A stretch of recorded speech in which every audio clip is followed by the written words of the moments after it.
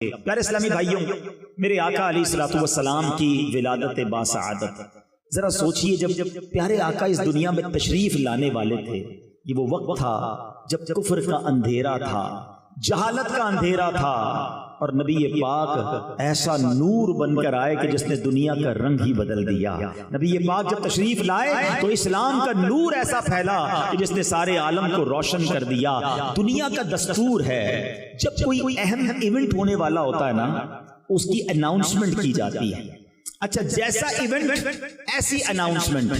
تو جب رب کے حبیب نے آنا تھا جن کے سبب کائنات بنی ہے، یاد رکھیے گا نبی پاک علیہ الصلوۃ والسلام وجہ تخلیق کائنات ہیں۔ He is the reason of the all creation۔ اور یہ حدیث قدسی میں ہے، اللہ فرماتا ہے اے محبوب میں تمہیں نہ بناتا تو یہ کائنات نہ بناتا۔ جبھی تو اعلیٰ حضرت کہتے ہیں نا، زمین و زمان تمہارے لیے، مکین و مکان تمہارے لیے، چنین و چنا تمہارے لیے، آقا بنے دو جہاں تمہارے لیے۔ تو یہ کائنات نبی پاک کے لیے بنی ہے۔ تو اب آپ کی آمد کا وقت تھا تو ایک ایسا اناؤنسمنٹ دنیا میں ہوا، ایسے واقعات ہونے لگے کہ دنیا کو گویا جھنجھوڑ دیا گیا۔ نبی پاک علیہ الصلوۃ والسلام کی ولادت سے 55 دن پہلے، ذرا توجہ رکھیے گا، میں نے یہ بات آپ سے تھوڑی دیر بعد دوبارہ پوچھنی بھی ہے، یہ جملہ یاد رکھیے گا کہ آقا علیہ الصلوۃ والسلام کی ولادت سے 55 دن پہلے ایک بڑا کمال کا واقعہ ہوا۔ اور یہ واقعہ کیا تھا؟ یمن کا بادشاہ تھا ابرہہ۔ اس نے ایک پلان کیا کہ یہ مسلمان کعبے کا طواف کیوں کرتے ہیں، کعبے پہ جا کر حج کیوں کرتے ہیں، کیوں نہ میں کعبے کو ہی گرا دیتا ہوں اور معاذ اللہ اس کو تہس نہس کر کے اس کے پتھر لے کر یمن میں کعبہ بنا لوں گا، پھر یہ سارے لوگ میرے پاس آئیں گے۔ اب اس نے پلان کیا کہ مکے پر اٹیک کرنے کے لیے، دیکھیں اس زمانے میں تو جو لڑائی ہوتی تھی وہ گھوڑوں پر اور اونٹوں پر ہوتی تھی، وہ ہاتھیوں کا لشکر لے کر چلا گیا۔ ذرا سوچئے کہ ہاتھیوں کا مقابلہ گھوڑے والے اور اونٹوں والے کیسے کر سکتے ہیں؟ مکے کا گھیراؤ کیا اور پھر کیا کیا، مکے والوں کے مویشی جو تھے، مکے والوں کے جو جانور تھے وہ بھی اس نے پکڑنا شروع کر دیے۔ اب لوگوں کا روزی روزگار بھی ڈسٹرب ہوا۔ میرے آقا علیہ الصلوۃ والسلام کی مبارک دادا حضرت عبد المطلب، اللہ نے کیا ان کے چہرے پر نور عطا فرمایا تھا، ان کی پیشانی پر نور نبوت چمکتا تھا۔ حضرت عبد المطلب نے کیا کیا، آپ گئے ابرہہ کے پاس۔ اب ذرا غور کیجئے، وہ کر و فر کے ساتھ متکبر بادشاہ آیا ہوا ہے اور اس نے کعبے کو ڈھانا ہے، اس کا پلان یہ ہے۔ حضرت عبد المطلب اس کے خیمے میں گئے، باہر سے پیغام بھجوایا گیا کہ مکے کا سردار آیا ہے۔ ہو سکتا ہے اس نے سوچا ہو کہ مجھ سے منتیں کی جائیں گی، مجھ سے نیگوشیشنز کی جائیں گی، بڑے تکبر کے ساتھ بیٹھا ہے۔ حضرت عبد المطلب اس کے خیمے میں داخل ہوتے ہیں، اللہ نے ان کی پیشانی پر ایسا نور عطا کیا تھا، وہ خیمے میں داخل ہوئے، ابرہہ روب میں آ گیا، عزت کے لیے کھڑا ہو گیا، اپنے برابر میں بٹھایا اور کہا حضرت فرمائیے کیسے آنا ہوا۔ حضرت عبد المطلب نے بڑی عجیب ڈیمانڈ کی۔ آپ نے کہا کہ تم نے مکے والوں کے مویشی، ان کی بکریاں، ان کے جانور پکڑ لیے، ہمارے جانور ہمارے واپس کر دو۔ ابرہہ کہتا ہے میں تو سمجھا آپ کعبے کی بات کریں گے، اپنے مرکز کی بات کریں گے، آپ تو کعبے کی بات ہی نہیں کر رہے، آپ کو فقط اپنے جانوروں کی فکر ہے۔ اللہ اکبر۔ حضرت عبد المطلب کا وہ جواب آج بھی سیرت کی کتابوں میں سنہرے حروف سے لکھا ہے۔ کیا کمال کا جواب دیا۔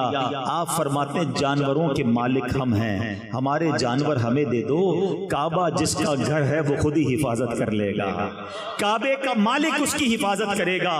ابرہہ کو بات سمجھ نہ آئی، وہ سمجھنے لگا کہ لگتا ہے کنفیوز ہو گئے ہیں، لگتا ہے ڈر گئے ہیں، جانور چھوڑ دیے گئے۔ حضرت عبد المطلب نے عجب اناؤنسمنٹ کیا، مکے والوں سے کہا سارے لوگ اپنے جانور لیں اور پہاڑوں پر چلے جائیں۔ آج جو مکے شریف گئے ہیں انہیں پتا ہے کعبے کے گرد پہاڑ ہیں، اب تو کئی پہاڑ توڑ دیے گئے، ہوٹلز بنا دیے گئے، مگر اس زمانے میں صرف پہاڑی پہاڑ تھے۔ تھوڑا سا امیجنیشن کریں، صرف کعبہ ہے، حرم شریف نہیں بنا بلکہ چاروں طرف پہاڑ ہیں۔ مکے والے سارے پہاڑوں پر چلے گئے، nobody dared to resist، کوئی وہاں پر رکاوٹ لینے کے لیے تیار نہیں ہے۔ فقط حضرت عبد المطلب اب کعبے پر جاتے ہیں، کعبے کی دیوار کو تھامتے ہیں اور وہ رکت انگیز دعا کرتے ہیں کہ اے رب کریم، اے کعبے کے مالک، آج تجھے اپنی قدرت کا نظارہ دکھانا ہے، آج ان ظالموں کو تو نے بتانا ہے کہ تو اور تیرے ماننے والے حق پر ہیں۔ آپ رکت انگیز دعائیں کرتے رہے، اللہ کو پکارتے رہے، اور اس کے بعد آپ بھی کعبے کے سے دور ہو کر پہاڑ پر چلے گئے۔ یہ کیسا حملہ تھا کہ شہر میں کوئی حفاظت کے لیے کھڑا نہیں تھا، فقط کعبہ ہے اور ہاتھی کا لشکر ہے۔ اور اب حکم کیا، اب رہا نے آرڈر دیا کہ ہاتھی چلیں اور کعبے کو تہس نہس کر کے رکھ دیں۔ مگر اب دنیا نے ایک عجب نظارہ دیکھا، اب اللہ نے اپنی قدرت کا ایک عجب نظارہ دکھایا۔ جس ہاتھی پر اب رہا بیٹھتا تھا، وہ ہاتھی اپنی جگہ سے ٹس سے بس نہیں ہو رہا تھا۔ کعبے کی طرف رخ کرتے تھے، وہ موو نہیں کرتا تھا، اس کا رخ چینج کرتے وہ چلنا شروع کر دیتا۔ اور اب اللہ کریم نے اس کے مقابلے کے لیے کیا بھیجا؟ دنیا کا دستور ہے، آرمی کا مقابلہ آرمی کرتی ہے، نیوی کا مقابلہ نیوی کرتی ہے، ایئر فورس کے لیے ایئر کرافٹ بھیجے جاتے ہیں۔ اب ہاتھی ہیں اور مقابلے کے لیے بھیجا کیا ہے میرے رب نے؟ مٹھی میں آنے والا پرندہ ابابیل۔ ارے چیل جتنا پرندہ بھی کوئی نہ بھیجا، رب نے ابابیل کے لشکر بھیجے جو خود مٹھی میں آ جاتا ہے، جس کا اپنا وزن چند گرام ہے۔ بتاؤ اس کی چونچ اور اس کے پنجوں میں کتنا بھاری کنکر ہوگا، کتنے چھوٹے سے کنکر ہیں۔ مقابلہ ہاتھی سے ہے۔ اللہ اکبر، رب کریم نے اپنی قدرت کا کیسا نظارہ دکھایا۔ اور آج لوگ کہتے ہیں کہ فلاں سپر پاور نے جناب بڑے گائیڈڈ میزائل بنا لیے ہیں، ٹارگٹ سیٹ کر دو، میزائل جا کے وہی ہٹ کرتا ہے۔ اللہ اکبر، آؤ میں بتاتا ہوں 1450 سال پہلے میرے رب نے ابابیل کے ان پنجوں میں کیسے گائیڈڈ میزائل دیے تھے۔ ہر کنکر پر ہاتھی سوار کا نام لکھا تھا، اس سوار کا نام موجود تھا۔ اب یہ جب لشکر آتے ہیں اس کے بعد کیا ہوتا ہے؟ آج تک کئی بار سورہ فیل آپ نے قرآن میں پڑھی ہوگی، امام صاحب نے پڑھی ہوگی، آپ نے سنی ہوگی، مگر آج ذرا سورہ فیل کو اس واقعے کی پس منظر میں سمجھیے، مزید ایمان تازہ ہوگا۔ رب کریم قرآن مجید میں ارشاد فرماتا ہے الم تر کیف فعل ربک باصحاب الفیل۔ اس کا ترجمہ کیا ہے؟ اے محبوب، کیا آپ نے نہ دیکھا کہ آپ کے رب نے ان ہاتھی والوں کا کیا حال کیا؟ میں نے بیان کے شروع میں ایک جملہ آپ کو یاد کروایا تھا۔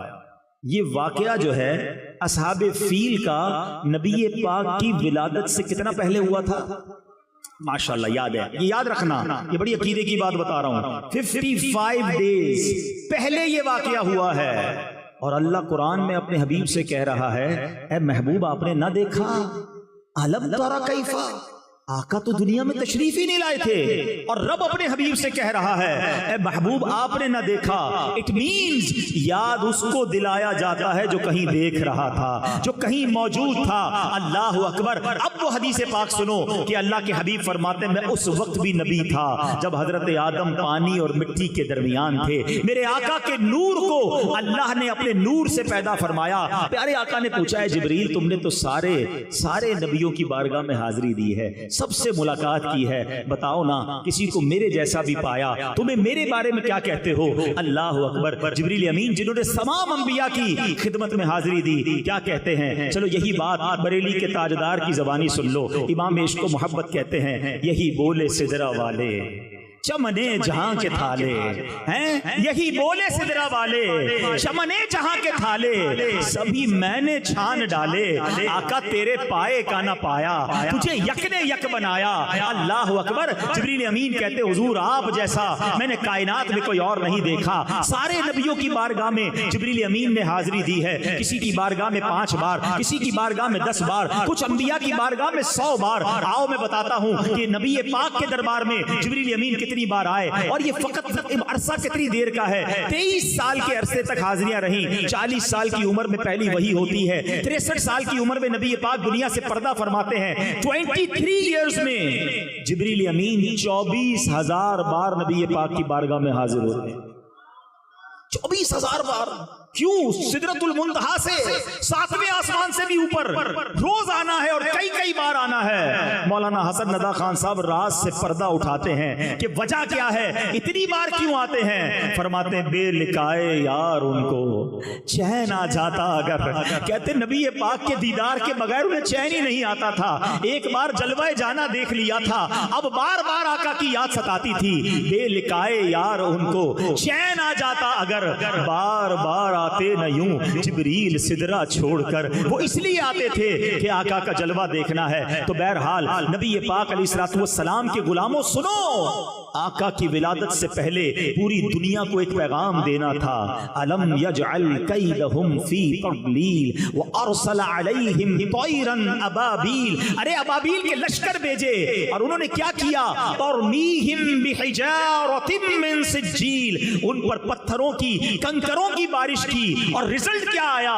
فجعلہم کعصف مأکول، انہیں چبائے ہوئے بھس جیسا بنا کر رکھ دیا، پرخچے اڑ گئے۔ ان کنکروں نے وہ کام کیا جو بڑے بڑے میزائل نہ کر سکتے تھے، ہاتھی سوار، اور ان ہاتھیوں کا نام و نشان باقی نہ رہا۔ گویا پوری دنیا کو یہ میسج دینے والا تھا، آئی نئی حکومت، سکہ نیا چلے گا، آئی نئی حکومت، سکہ نیا چلے گا، عالم نے رنگ بدلا صبح شب ولادت۔ اور ایک واقعہ نہیں ہوا، نبی پاک جس سال دنیا میں تشریف لائے عرب میں بارشیں ہوئیں، خوب سبزہ ہوا، جانور فرما ہو گئے۔ روایتوں کے الفاظ ہیں اتنے موٹے ہو گئے ایسا لگتا تھا چربی سے پھٹ نہ جائیں۔ جتنے قافلے تجارت کو گئے سب نفع کر کے واپس آئے۔ اچھا، پیارے آقا علیہ الصلوۃ والسلام کی آمد کے وقت ایک اور بڑا کمال کا واقعہ ہوا۔ کفر کے جتنے ایوان تھے نا، سب کو میسج گیا، سب کو بتایا گیا کہ نبی پاک کی آمد ہونے والی ہے، سچے دین کے رکھوالے کی آمد ہونے والی ہے۔ کعبے میں بت تھے، وہ اوندھے گر گئے۔ ایک آگ جلائی تھی فارس ایران میں آتش پرستوں نے، انہوں نے کیا کیا تھا؟ ان کا دعویٰ یہ تھا کہ فرام لاسٹ 1000 years، 1000 سال ہو گئے ہماری آگ نہیں بجھتی، اور بجھنے بھی نہیں دیتے تھے۔ مگر جب آقا کی ولادت ہوئی تو وہ آگ بھی بجھا دی گئی، وہ آگ بھی بجھ گئی۔ کیا خوبصورت شعر لکھتے ہیں نا، 1000 سال کی روشن شدہ بجھی آتش، 1000 سال کی روشن شدہ بجھی آتش، یہ کفر و شرک کی آتش بجھانے آئے ہیں، یہ کس شہنشاہ والا کی آمد آمد ہے، بولو مرحبا مرحبا، بولو مرحبا، بولو مرحبا۔ نبی پاک کی خاص آمد کا وقت، جس سہانی گھڑی چمکا طیبہ کا چاند، اس دل افروز ساعت پہ لاکھوں سلام۔ 12 ربیع الاول کا دن ہے، رات جا رہی ہے، صبح آ رہی ہے۔ گویا رات کو بھی نوازا گیا، صبح کو بھی نوازا گیا۔ آقا صبح صادق کے وقت خوشبوؤں میں بسے ہوئے اس دنیا میں تشریف لائے۔ دنیا میں آتے ہی پہلا کام میرے آقا سجدے میں چلے گئے، اپنے رب کو یاد کیا، امت کے لیے دعا کی۔ اعلیٰ حضرت لکھتے ہیں نا، پہلے سجدے پہ روزے ازل سے درود، یادگاری یہ امت پہ لاکھوں سلام، رب حبلی امتی کہتے ہوئے پیدا ہوئے، حق نے فرمایا کہ بخشا الصلاۃ والسلام۔ آقا ہم گناہگاروں کو یاد کر رہے ہیں۔ اب نبی پاک کا مبارک بچپن شروع ہوتا ہے، بی بی حلیمہ سعدیہ کے بھاگ جاگتے ہیں۔ آپ کہتی ہے میں بڑی غریب تھی، میرے جانوروں میں بھی طاقت نہیں تھی، جب مکے کو آ رہی تھی میرا خچر سب سے پیچھے رہ جاتا تھا، پورے قافلے کے لوگ پریشان تھے، حلیمہ کیسا جانور لائی ہو؟ کہتی میں خود بھی اتنی کمزور تھی، اپنے پاس بھی دودھ نہیں تھا۔ مکے کے لوگوں کا دستور تھا کہ بچوں کو دودھ پلانے گاؤں میں بھیجتے تھے تاکہ ان کی زبان بھی اچھی ہو، ان کی صحت بھی اچھی ہو۔ اب جب اس سال مکے میں وہ گدائیاں آئیں، سب کو بچے مل گئے۔ بی بی حلیمہ کہتی ہیں کہ مجھے کسی نے بچہ نہیں دیا میری غربت کو دیکھ کر، مگر میں نے ایک بچہ دیکھا، تھا بڑا نورانی، تھا بڑا پیارا، مگر اس کے والد دنیا میں نہیں تھے، اس لیے کسی دائی نے اس بچے کو نہیں لیا کہ والد نہیں ہیں تو پیسے بھی نہیں ملیں گے، انعام بھی نہیں ملے گا۔ بی بی حلیمہ کہتی ہیں میں نے سوچا خالی ہاتھ جانے سے بہتر ہے اس پیارے سے نورانی بچے کو لے جاتی ہوں۔ اللہ اکبر، ان کو کیا معلوم تھا کہ اس بچے کو گود میں لینا ہے اور ان کے مقدر جاگ جانے ہیں۔ میں ایک سوال کرنا چاہتا ہوں، اس وقت مکے میں کئی دائیاں آئی تھیں، کسی ایک کا نام بتا دیں۔ ہم میں سے کوئی کسی ایک کا نام نہیں جانتا، مگر جب تک یہ سورج اور چاند باقی رہیں گے بی بی حلیمہ سعدیہ کا نام چمکتا رہے گا۔ What is the reason behind this؟ Reason یہ ہے کہ انہوں نے نبی پاک کی خدمت کی، اپنا تعلق نبی پاک کے ساتھ جوڑ لیا، اور یہ اصول یاد رکھنا کہ جس نے آقا کے ساتھ تعلق جوڑا اللہ اس کے نام کو بلند کر دیتا ہے۔ اسٹیج پر جتنے لوگ موجود ہیں یہ کوئی بہت بڑی ڈگری ہولڈر نہیں ہے، انہوں نے زمانے میں کوئی سائنس کی ایجاد نہیں کی ہے۔ آج اگر ہم سب کو دنیا میں کوئی عزت دیتا ہے تو فقط یہ نام مصطفیٰ मुस्तफ़ा है, ये सरकार के नाम की इज्जत है जो हमारी पहचान बनी है। आप हिस्ट्री उठा के देख लें, जिसने मेरे आका के नाम को बुलंद करने की कोशिश की, अल्लाह ने उसके नाम को बुलंद कर दिया। उनके जो गुलाम हो गए वक्त के इमाम हो गए, उनके जो गुलाम हो गए वक्त के इमाम हो गए, नाम लेवा उनके जो हुए उनके ऊंचे नाम हो गए। अरे बीबी हलीमा के भाग जागे, कहती मैं नबी पाक को लेकर निकलती हूँ, वही खच्चर जो सबसे पीछे रह गया अब वो सबसे आगे दौड़ रहा है। मेरे काफिले वाले कहते हलीमा जानवर तब्दील कर दिया है, रिप्लेस कर दिया है, इतनी तेजी से कैसे दौड़ रहा है? उस वक्त तक तो आपको रियलाइज नहीं हुआ था कि ये हो क्या रहा है। जब अपने घर पहुंचती हैं, कहती मेरी बकरी के थन भर गए, वो बकरी जो एक कतरा दूध नहीं दे रही, इतना दूध निकला हमारे सारे बर्तन भर गए। खुद मेरी सेहत अच्छी होने लगी, मैंने भी नबी पाक को दूध पिलाया, अपने बच्चे को भी दूध पिलाया। अब जब रात होती है तो कहती है मेरे घर में अजब रोशनी होना शुरू हो गई। अभी तो लाइटों का जमाना है ना, उस जमानों में तो लाइट नहीं थी। सुबह हुई तो गांव वाले आए, कहते ए हलीमा कौन सी लाइट लाई हो, कौन सा चिराग लाई हो जो रात भर तुम्हारा घर रोशन रहा? कहा मैं तो कुछ नहीं जानती, एक ऐसा नूर लाई हूं जो सारी रात चमक रहा था। और हलीमा आप सबको क्या कह रही हैं? ये कहती थी घर घर में जाकर हलीमा मेरे घर में खैरुल वरा गए हैं, बड़े मौज पर मेरा मुक़द्दर, मेरे घर हबीबे खुदा गए। अब उनकी जिंदगी का अमेजिंग दौर शुरू हो गया। मैं अपने मौजू की तरफ आता हूं। अब प्यारे आका अलैहिस्सलाम ने देखा कि जो आपके रज़ाई भाई बहन थे वो रोज सुबह कहीं चले जाते थे। आपने पूछा बीबी हलीमा से कि अम्मी जान मेरे भाई बहन कहाँ जाते हैं? कहा वो बकरियां चराने जाते हैं। कहा मैं भी इनके साथ जाऊं? नबी पाक उनके साथ बकरियां चराने चले जाते हैं। एक दिन वो बच्चे दौड़ते हुए आए खौफजदा और कहा कि अम्मी जान गजब हो गया। तो क्या हुआ? कहा हमारे भाई को कुछ लोग आए और उन्होंने सीना चीरा और उसके बाद वो चले गए। बीबी हलीमा सादिया भी घबरा गई, क्योंकि नबी पाक अलैहिस्सलाम तो बीबी आमना की अमानत थे ना। वो दौड़ती हुई उस जगह पर गई और जब वहां जाती है तो देखा नबी पाक अलैहिस्सलाम एक जगह गुमसुम बैठे हैं। कहा बेटा क्या हुआ? सरकार दो आलम अलैहिस्सलाम फरमाते हैं कि 4 लोग आए जिनके सफेद लिबास थे, मेरा सीना चाक किया, उसमें कुछ दाखिल किया और सीना बंद कर दिया। कोई निशान नहीं है, कोई तकलीफ नहीं थी।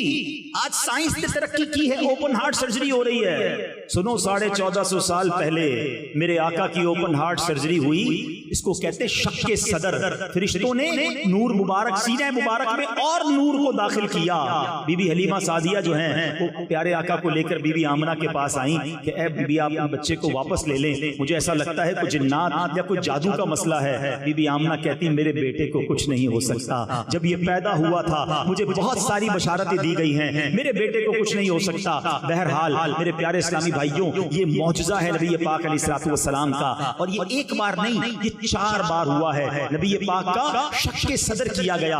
एक तो यही 2-3 साल की उम्र में, एक 10 साल की उम्र में, जब जवानी करीब आती है, इंसान पर जवानी के मामलात आते हैं, नबी पाक के कल्बे अक़दस में उस वक्त भी नूर दाखिल किया गया। 3rd टाइम जब पहली वही का नुज़ूल होना था, 40 इयर्स की एज में, जब पहली कुरान नाजिल होना था, और कुरान का बोझ कल्बे मुस्तफा वो बर्दाश्त कर सके, मजीद कुव्वत देने के लिए एक बार फिर शक्के सदर किया गया और नूर दाखिल किया गया। और 4th टाइम ये कब हुआ कि जब नबी पाक को सफर मेराज पर जाना था, अल्लाह की बारगाह में जाना था, वो तजल्ली देख रही थी जिसकी एक झलक देखकर हजरत मूसा बेहोश हो गए थे, और मेरे आका ने रब का अपनी आंखों से दीदार किया, कलाम भी किया, कल्बे मुस्तफा में नूर दाखिल किया गया। कैसा दिल अक़दस है कि इमाम इश्क़ मोहब्बत लिखते हैं, आका तू जो चाहे तो अभी मैल मेरे दिल के धुले, तू जो चाहे तो अभी मैल मेरे दिल के धुले, कि खुदा दिल नहीं करता कभी मैला तेरा। मेरे आका के नूरानी दिल का अल्लाह हमें सदका अता फरमाए। आज नबी पाक के नूरानी दिल की बात तो हमने सुन ली, अब जरा अपने दिलों को भी चेक करते हैं। हम देखें कि हमारा दिल भी पाक और साफ है कि नहीं। دیکھیے اپنے دل کی نارمل بیماریوں پر تو ہم بہت بات کرتے ہیں، ہارٹ اٹیک نہ ہو جائے، کولیسٹرول ٹھیک ہونا چاہیے، بلڈ پریشر ٹھیک ہونا چاہیے، شوگر ٹھیک ہونی چاہیے، ورنہ ایسا نہ ہو کہ جناب مجھے ہارٹ اٹیک ہو جائے۔ اچھی بات ہے، اپنی صحت کا خیال رکھنا چاہیے، لیکن اگر دل کی بیماری لگ بھی گئی، اینڈ آف دا ڈے کیا ہوگا؟ جان چلی جائے گی۔ مگر جس بیماریوں کا میں ذکر کرنے والا ہوں، یہ وہ بیماریاں ہیں کہ اگر وہ دل میں لگ گئیں تو ایمان جا سکتا ہے۔ Now please decide whichever illness is more serious. کون سی بیماری جو ہے وہ زیادہ خطرناک ہے؟ وہ بیماری نا جو ایمان لے سکتی ہے۔ مجھے 2 سال پہلے جب یہ بیان کا موقع ملا تھا، میں نے ایک بیماری پر بات کی تھی اور وہ تھی تکبر۔ آج میں ایک اور بیماری کا ذکر کرنے آیا ہوں، اور جو کہ ہمارے معاشرے میں بہت تیزی سے پھیل گئی ہے، اور وہ ہے حسد۔ آج کون ہے جو حسد میں مبتلا نہیں ہے؟ اور یاد رکھیے حسد جو ہے وہ اتنا خطرناک مرض ہے کہ یہ کائنات میں سب سے پہلے جو گناہ ہوئے نا، ارلیسٹ، سب سے پہلے شیطان کو حضرت آدم سے کیا ہوا تھا؟ حسد ہی تو ہوا تھا نا، تکبر کیا تھا اور ساتھ حسد کیا تھا۔ قابیل اور حابیل یہ 2 بھائی تھے، آپس میں کیا پرابلم ہوا تھا؟ حسد ہوا تھا۔ یہ اس کا مطلب یہ ہوا کہ یہ اتنی خطرناک بیماری ہے جو بھائی کو بھائی میں سے کر سکتی ہے۔ بھائی حسد میں مبتلا ہو سکتے ہیں، بہنیں حسد میں مبتلا ہو سکتی ہیں، دوست حسد میں مبتلا ہو سکتے ہیں۔ اب 2-3 باتیں سن لو کہ حسد ہے کتنا برا۔ نبی پاک علیہ الصلوۃ والسلام فرماتے، جس کا مضمون ہے کہ جس طرح شہد کو سرکہ ایلوا خراب کرتا ہے، آقا فرماتے ہیں حسد ایمان کو ایسے خراب کر دیتا ہے۔ ایک جگہ میرے آقا فرماتے ہیں حسد ایمان مونڈ دینے والی بیماری ہے۔ نبی پاک فرماتے ہیں حسد نیکیوں کو اس طرح کھا جاتا ہے جس طرح آگ لکڑی کو کھا جاتی ہے۔ آگ لکڑی کو جلائیں کیا ہوتا ہے؟ تھوڑی دیر میں خاک ہو جاتی ہے نا۔ نیکیاں اس طرح برباد ہو جاتی ہیں۔ ہم روزے بھی رکھیں، نماز بھی پڑھیں، درود بھی پڑھیں، محفل میں بھی آئے ہیں، صدقہ خیرات بھی کریں، اور ساتھ حسد بھی پالا ہوا ہے، تو ساری نیکیاں تو خراب ہو رہی ہیں، ختم ہو رہی ہیں۔ پلیز ہمیں اپنے دل کو حسد سے پاک کرنا ہوگا۔ اب میں آپ کو بتاتا ہوں حسد کی تعریف کیا ہے۔ What is the definition of jealousy؟ حسد کی تعریف یہ ہے کہ بندہ مثال کے طور پہ کسی کو کوئی نعمت ملے، کوئی شہرت ملی، عزت ملی، دولت ملی، خوبصورتی ملی، واٹ ایور، انسان یہ تمنا کرے کہ اس سے چھن کر یہ نعمت مجھے مل جائے۔